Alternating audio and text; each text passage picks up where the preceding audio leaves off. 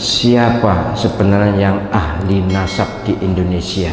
Wih, ini enggak ada itu ya. Ahli nasab di Indonesia yang ahli betul saya tidak tahu, karena ini ilmu yang sangat jarang. Yang saya tahu dan sangat populer adalah Kiai Haji Imaduddin. Itu luar biasa. Terserah penyanyi setuju atau tidak setuju bahwa secara akademik ilmiah itu dahsyat sekali. Sayangnya itu hanya untuk penelitian apa? Magister kayaknya, tesis ya. Itu andai kata digunakan disertasi pun menjadi disertasi yang sangat unggul. Saya itu sudah membimbing puluhan doktor.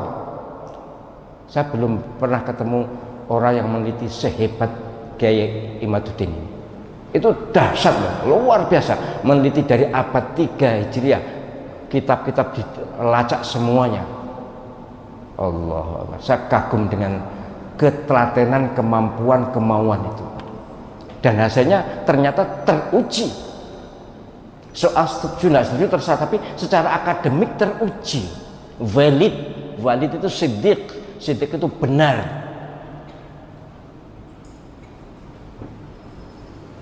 Jadi kalau ditanya ahli nasab siapa? Ya Kiai Imaduddin. Wah, dia tidak spesialis nasab. Memang tidak ada kuliah spesialisasi nasab, tidak ada.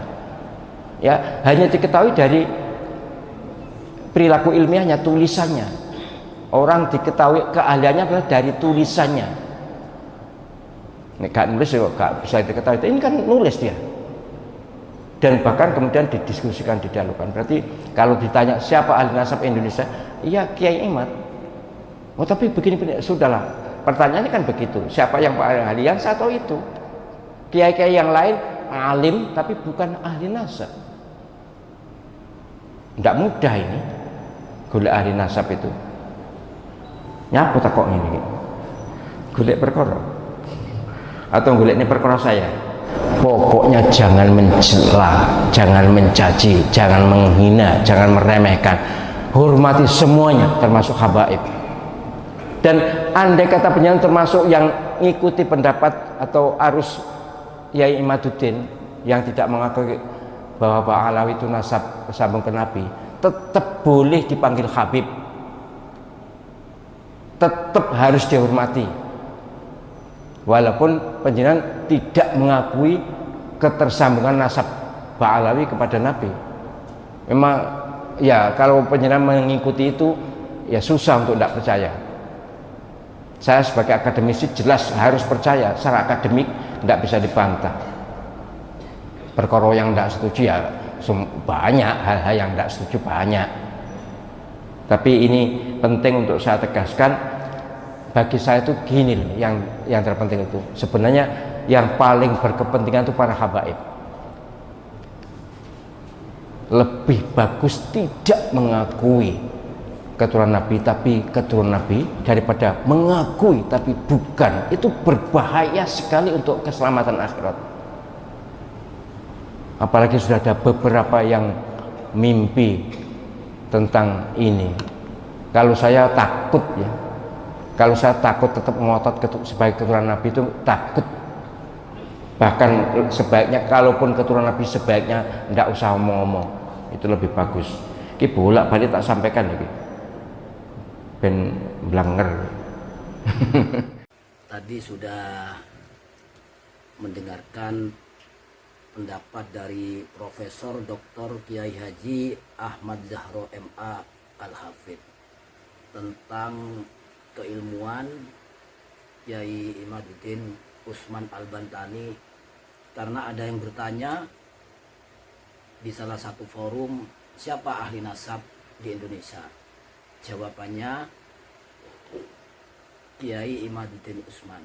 Dulu Profesor Dr. Kiai Haji Ahmad Zahro MA Al-Hafidh ini pembela habaib. Tapi beliaunya muhibbin yang intelektual. Jadi tidak hanya percaya begitu saja dan mengadakan penelitian beliaunya dan mengakui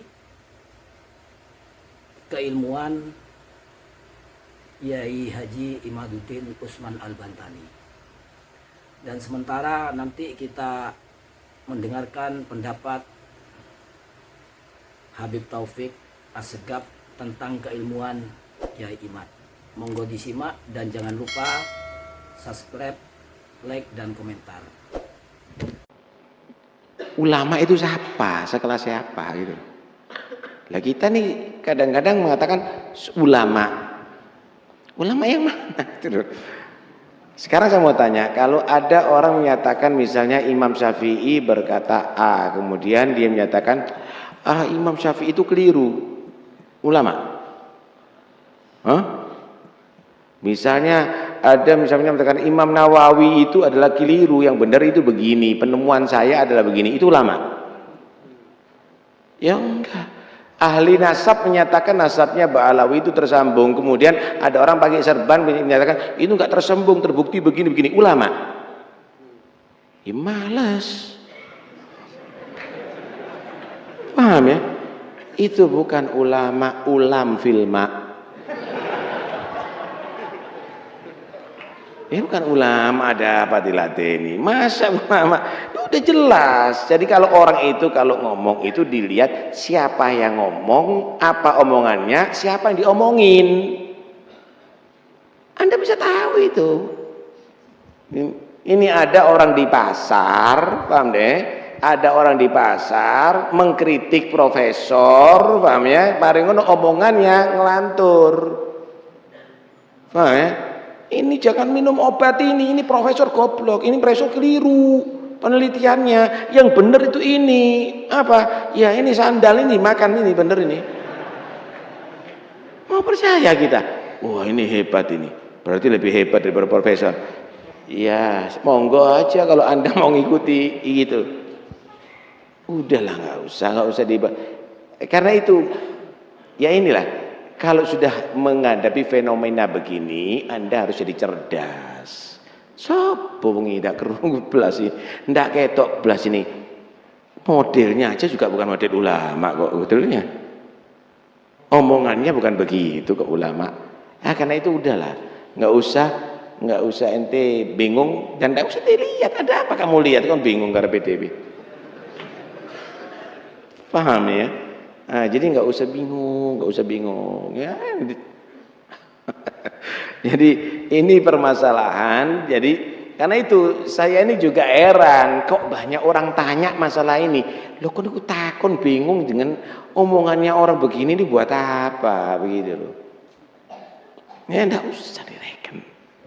Jadi jangan kamu anggap orang yang tidak menjawab itu adalah